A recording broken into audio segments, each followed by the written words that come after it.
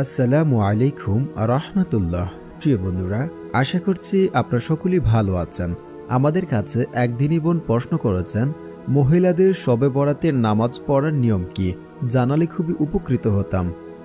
মুসলমানদের প্রধান দুটি ধর্মীয় উৎসব ছাড়াও বেশ কয়েকটি দিবস রয়েছে। তার মধ্যে শবে বরাত আমাদের কাছে অতি পরিচিত একটি দিবস। বহু আগে থেকেই বাংলাদেশ সহ বিশ্বের বিভিন্ন দেশে জাঁকজমকপূর্ণভাবে শবে বরাত পালন করা হয়। শবে বরাত রাতে আমরা ছেলেরা মসজিদে চলে গেলেও বাড়িতে মেয়েরা কোথাও যেতে পারে না, তাই তারা শবে বরাতের নামাজ কিভাবে পড়তে হয় তা জানতে চায়। নিচে মহিলাদের শবে বরাতের নামাজ পড়ার নিয়ম সম্পর্কে আলোচনা করা হলো। মহিলাদের শবে বরাতের নামাজ পড়ার নিয়ম। শবে বরাত উপলক্ষে কোনো নির্দিষ্ট ফজিলত পরিপূর্ণ নামাজ নেই, তবে আপনি চাইলে সাধারণ নফল নামাজ পড়তে পারেন। এই নফল নামাজের ক্ষেত্রে মহিলাদের জন্য রুকু সেজদা ব্যতীত আলাদা কোনো নিয়ম নেই। আপনাদের পূর্বের ন্যায় নামাজ আদায় করবেন। শবে বরাতে সাধারণ নফল নামাজ পড়ার জন্য প্রথমে নিয়ত করতে হবে। এরপর সূরা ফাতিহার সাথে অন্য যে কোনো সূরা মিলিয়ে পড়তে হবে এবং অতঃপর রুকু সেজদা, শেষ বৈঠক, তাশাহুদ, দুরূদ শরীফ, দোয়া সূরা পাঠ করে সালাম ফেরানোর মাধ্যমে নামাজ শেষ করতে হবে। মহিলাদের শবে বরাতের নামাজ কত রাকাত? হিজরি শাবান মাসের 14-15 তারিখ মধ্যরাতে শবে বরাত পালন করা হয়ে থাকে।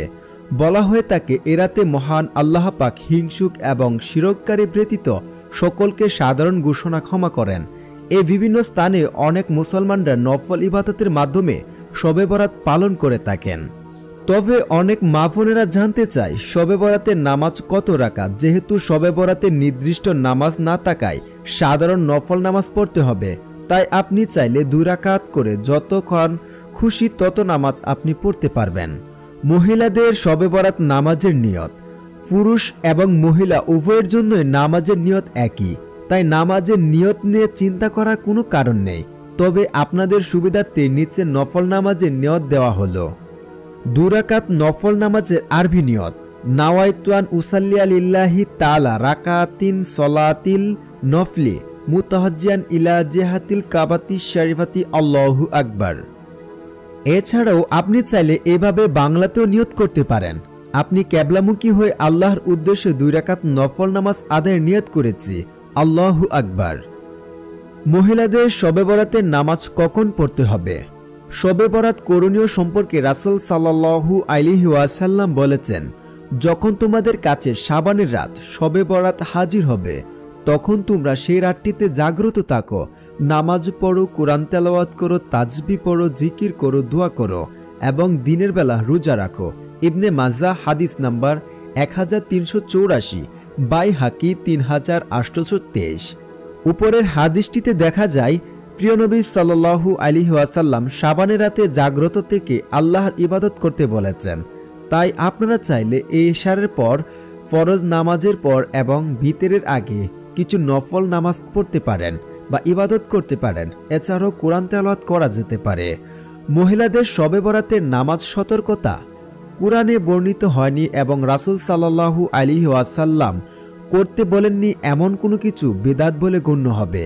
যেহেতু শবে বরাত নামাজের বিশেষ ফজিলতের কথা নবী সাল্লাল্লাহু আলাইহি ওয়াসাল্লাম বলেননি, সেহেতু অধিক ফজিলত পাওয়ার উদ্দেশ্যে শবে বরাতের নামাজ পড়া যাবে না। এছাড়াও নফল ইবাদতকে অতিরিক্ত ইবাদত হিসেবে ধরা হয়। অধিক রাত জেগে শবে বরাতের নফল নামাজ ইবাদত করতে গিয়ে ভোরের রাতে ফজরের সালাত যেন ঘুমের কারণে নষ্ট না হয়ে যায়।